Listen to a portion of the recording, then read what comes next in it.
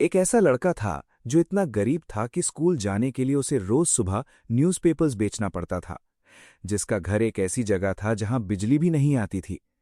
जिस इंसान ने कभी सोचा नहीं था कि वो कुछ बड़ा करेगा, और वही इंसान एक दिन इंडिया का प्रेसिडेंट बन गया, जिनको आज हम इंडिया का मिसाइल मैन भी आज कहते हैं, और वो दुनिया के सबसे रिस्पेक्टेड साइंटिस्ट्स में से एक थे।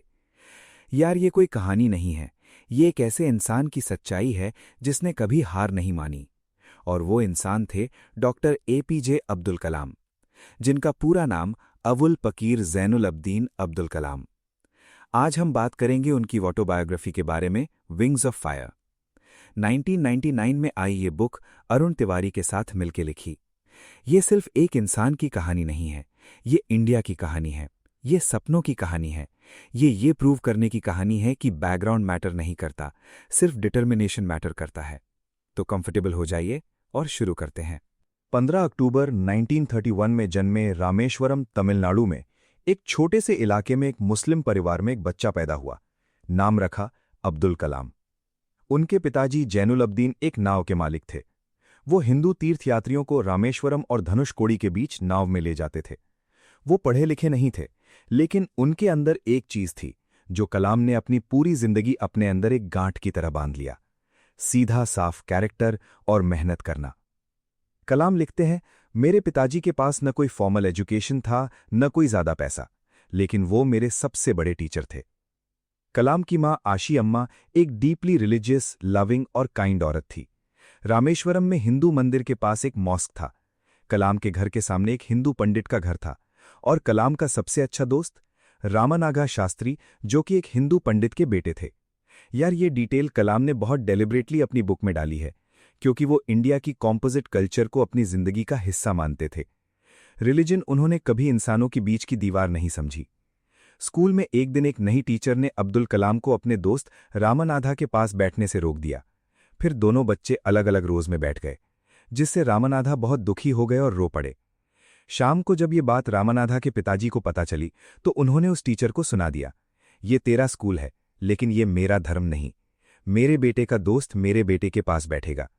ये था वो इंडिया जिसमें कलाम पले बढ़े थे। कलाम पढ़ना चाहते थे, लेकिन घर में पैसा नहीं था। वो रोज सुबह 4 बजे उठते थे और न्यूज़पेपर्स की बंडल उठाते और पूरे रामेश्वरम में बांटने निकल जाते। फिर स्कूल जाते। यार सोचो, एक बच्चा जो रोज 4 बजे उठ के न्यूज़पेपर्स बांटता था ताकि अपनी फीस भर सके, और फिर भी वो क्लास में बेस्ट स्टूडेंट था। उनकी टीचर शिवा सुब्रमण्या अय्यर बहुत टैलेंटेड थे। एक बार उन्होंने क्लास में बर्ड्स के बारे में पढ़ाया, कैसे बर्ड्स फ्लाई करते हैं, विंग्स का एनाटमी, एरोडायनामिक्स, और फिर पूरी क्लास को बीच पे ले गए, फिजिकली दिखाया कि बर्ड्स कैसे फ्लाई करते हैं। उस दिन कलाम जी ने डिसाइड किया, मैं भी कुछ ऐसा करूंगा जो ऊपर जाए, रॉकेट्स, प्लेन्स, फ्लाइंग मशीन्स। और ये बीज उस दिन उनके मन में प्लांट हुई। एक और इन्फ्लुएंशियल टीचर रेवरेंड अयादुराई सोलोमन, एक क्रिश्चियन प्रीस्ट जो कलाम के स्कूल में पढ़ाते थे, उन्होंने कलाम को एक लेसन दिया, if you have faith in God you have faith in yourself, and with faith anything is possible.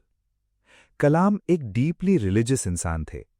उनका अल्लाह उनका साइंस नहीं रोका, उनका साइंस उनका अल्लाह नहीं रोका।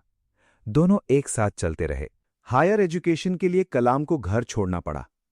तिरुचिरापल्ली में सेंट जोसेफ्स कॉलेज ज्वाइन किया और वहां से फिजिक्स में ग्रेजुएशन हासिल की। यहां कलाम ने रियलाइज किया, फिजिक्स उन्हें सैटिस्फाई नहीं करता। उन्हें एक्चुअली एरोनॉटिक्स में जाना था, फ्लाइंग मशीन्स। फिर Madras institute of technology MIT में एरोनॉटिकल इंजीनियरिंग की पढ़ाई की। यहां एक स्टोरी है। कलाम एक प्रोजेक्ट पे काम कर रहे थे। डेडलाइन आई, प्रोजेक्ट इनकम्प्लीट था। प्रिंसिपल डॉक्टर स्पॉन्डर बहुत स्ट्रिक्ट इंसान थे। उन्होंने कलाम को बोला, अगर कल तक प्रोजेक्ट कंप्लीट नहीं हुआ तो स्कॉलरशिप कैंसिल। कलाम ने पूरी रात जाग के प्रोजेक्ट कंप्लीट किया, डेडलाइन से पहले। डॉक्टर स्पॉन्डर प्रोजेक्ट देख के जेन्युइनली सरप्राइज थे। मैं तुमसे बहुत डिसअपॉइंटेड था, लेकिन आज तुमने प्रूव कर दिया अंडर प्रेशर भी डिलीवर कर सकते हो। लेसन, प्रेशर में काम करना एक स्किल है। जो लोग प्रेशर में डिलीवर करते हैं वो हमेशा आगे जाते हैं। ग्रेजुएशन के बाद कलाम के 2 सपने थे। पहला सपना था इंडियन एयरफोर्स में पायलट बनना, और दूसरा सपना defence research and development organisation DRDO में जाना। दोनों के लिए इंटरव्यू दिया, एयरफोर्स में रिजेक्ट हो गए। यार इमेजिन करो, जो इंसान बचपन से फ्लाइंग का सपना देख रहा है, जो इंसान ऊपर जाने का, रॉकेट्स बनाने का सपना रखता था, पायलट नहीं बन सका। इंटरव्यू में 9 सीट्स थीं। कलाम 9th पोजीशन पे थे। 8 कैंडिडेट सिलेक्ट हुए, वो नहीं। एक नंबर से उनका सपना टूट गया। कलाम लिखते हैं, मैं ऋषिकेश गया, स्वामी सिमानंद से मिला। उन्होंने कहा, accept what has happened and move forward, your destiny is elsewhere. यार, रिजेक्शन के बाद कलाम ने स्पिरिचुअल गाइडेंस ढूंढी, और उस गाइडेंस ने उन्हें एक डिफरेंट पाथ पे डाला। DRDO में साइंटिस्ट की नौकरी मिली, छोटी, बेसिक, स्टार्टिंग लेवल, लेकिन वो वहां गए, और इस DRDO की नौकरी ने उन्हें इंडिया के मिसाइल प्रोग्राम तक पहुंचाया। जो रिजेक्शन आपको तोड़ रहा है, वो एक्चुअली आपको एक बेटर डायरेक्शन में मोड़ रहा है। DRDO में कलाम ने हवरक्राफ्ट डिजाइन किया, सिंपल, बेसिक, लेकिन वो सैटिस्फाइड नहीं थे। फिर Indian space research organisation ISRO Vikram Sarabhai ISRO के फाउंडर ने कलाम को सिलेक्ट किया। विक्रम साराभाई, यार, कलाम लिखते हैं, साराभाई सर ने मुझे सिखाया कि महान इंसान कभी अपनी ग्रेटनेस दिखाते नहीं, वो सिंपल रहते हैं और दूसरों को ग्रेट बनाते हैं। इसरो में कलाम को नासा ट्रेनिंग के लिए अमेरिका भेजा गया। नासा, एक गरीब रामेश्वरम का लड़का अमेरिका के most advanced space research facility में।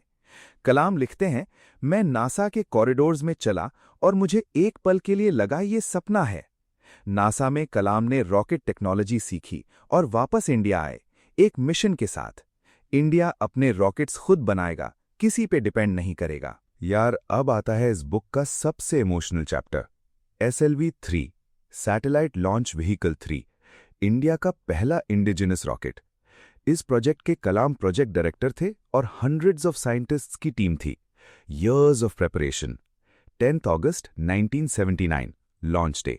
रॉकेट लॉन्च हुआ और फेल हो गया। रॉकेट बे ऑफ बंगाल में गिर गया। कलाम टीम के सामने टूट गए। लेकिन तब हुआ कुछ ऐसा जो कलाम ने कभी नहीं भूला। विक्रम साराभाई ने प्रेस कॉन्फ्रेंस में सब रिपोर्टर्स के सामने कहा, ये फेलियर मेरी रिस्पॉन्सिबिलिटी है। My team did everything right, the failure is mine. अपनी टीम की गलती का खुद क्रेडिट लिया। और जब 1 साल बाद 18 जुलाई 1980 SLV-3 सक्सेसफुली लॉन्च हो गया, रोहिणी सैटेलाइट ऑर्बिट में पहुंची, इंडिया स्पेस फेयरिंग नेशन बन गया, तब कलाम जी से प्रेस कॉन्फ्रेंस में रिपोर्टर्स ने पूछा, इस सक्सेस का क्रेडिट किसको? कलाम ने कहा, मेरी पूरी टीम को, मैं तो सिर्फ उनका लीडर था। यार, ये लेसन, फेलियर में रिस्पॉन्सिबिलिटी लो, सक्सेस में क्रेडिट बांटो, यही असली लीडरशिप है। SLV-3 के बाद कलाम को एक नई रिस्पॉन्सिबिलिटी मिली, integrated guided missile development program, IGMDP। India को अपने मिसाइल्स बनाना था, किसी पे डिपेंड नहीं करना था। कलाम प्रोजेक्ट लीड थे। मिसाइल्स बनाए, Agni ballistic missile, Prithvi surface to surface missile, Aakash surface to air missile, Trishul low level quick response missile, Nag anti tank missile. यार, ये सब एक गरीब रामेश्वरम के लड़के ने इंडिया को मिलिटरीली सेल्फ रिलायंट बनाया।